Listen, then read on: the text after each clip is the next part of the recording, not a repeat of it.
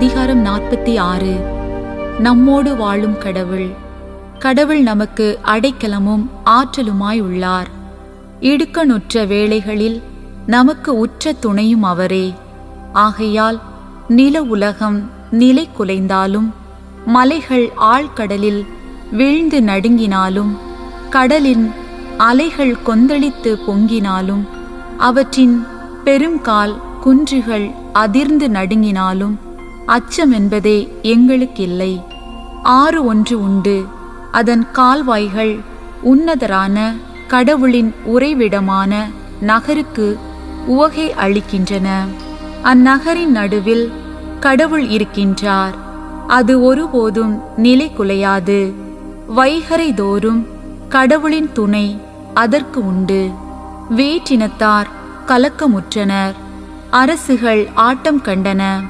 கடவுளின் குரல் முழங்கிற்று, பூ உலகம் தளர்வுற்றது. படைகளின் ஆண்டவர் நம்மோடு இருக்கின்றார். யாக்கோபின் கடவுளே நமக்கு அரண். வாரீர், ஆண்டவரின் செயல்களை காணீர். அவர் உலகில் ஆற்றியுள்ள திகைப்பூட்டும் நிகழ்ச்சிகளை பாரீர். உலகின் கடையெல்லை வரை அவர் போர்களை தடுத்து நிறுத்துகின்றார். வில்லை ஒடிக்கின்றார், ஈட்டியை முறிக்கின்றார், கேடயங்களை நெருப்புக்கு இரையாக்குகின்றார். அமைதியுடன் இருந்து நானே கடவுள் என உணர்ந்து கொள்ளுங்கள். வேற்றினத்தாரிடையே நான் உயர்ந்திருப்பேன். பூவுலகில் நானே மாட்சியுடன் விளங்குவேன். படைகளின் ஆண்டவர் நம்மோடு இருக்கின்றார்.